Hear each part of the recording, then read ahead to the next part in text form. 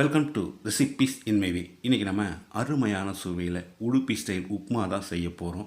கொஞ்சம் மல்லித்தலை சேர்த்தரைச்ச தேங்காய் சட்னியோடு சாப்பிட்றதுக்கு ரொம்பவே பிரமாதமாக இருக்கும். இதை எப்படி செய்கிறது, இதுக்கு தேவையான பொருட்கள் என்ன பார்க்கலாம் வாங்க. பேனில் 1 டேபிள் ஸ்பூன் நெய் ஊற்றிக்கலாம். 1 கப் அளவு ரவையை போட்டுக்கலாம். அளவான தீயில் ஒரு 2 நிமிஷம் வாசனை வர்ற அளவுக்கு வறுத்துக்கலாம்.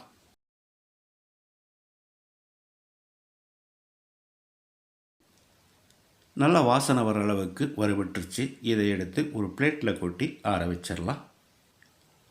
பேனில் 2 டேபிள் ஸ்பூன் தேங்காய் எண்ணெய் இந்த உப்புமாவுக்கு ரொம்பவே நல்லாயிருக்கும். 1/2 டீஸ்பூன் கடுகு பொரிஞ்சிருச்சு. 1 டீஸ்பூன் உளுந்து, 1 டீஸ்பூன் கடலைப்பருப்பு, 1 இன்ச் அளவுக்கு இஞ்சி பொடியாக நறுக்கினது, 3 பச்சை மிளகாய் பொடியாக நறுக்கினது, கொஞ்சமாக கறிவேப்பிலை, கொஞ்சமாக முந்திரி பருப்பையும் சேர்த்து ஒரு 30 செகண்ட் பிரட்டி விட்டுடலாம்.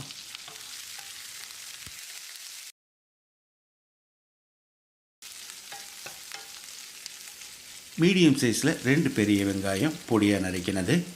வெங்காயத்தை கண்ணாடி பதத்துக்கு வதக்கினா மட்டும் போதும்.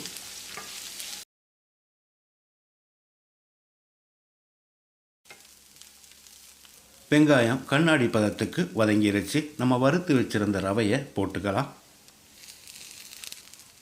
ஒரு 30 செகண்ட் இதை நல்லா கலந்து விடணும்.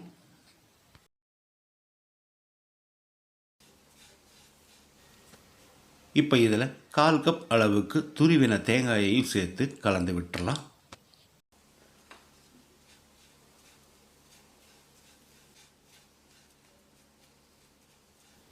இப்போ இதுக்கு தேவையான அளவு உப்பு சேர்த்துக்கலாம். நான் 1/2 டீஸ்பூன் உப்பு சேர்க்கிறேன், இது சரியாக இருக்கும். 1.25 கப் அளவுக்கு தண்ணி ஊற்றிக்கலாம்.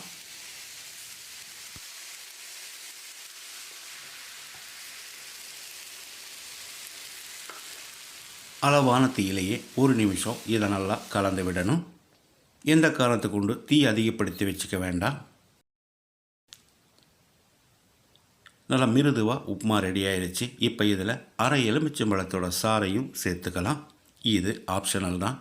கூடவே பொடியாக நறுக்கின மல்லி இலையும் தூவி கலந்து விட்டு ஒரு 10 நிமிஷம் மூடி வச்சிடலாம். அதுக்கு பிறகு பரிமாறிக்கலாம்.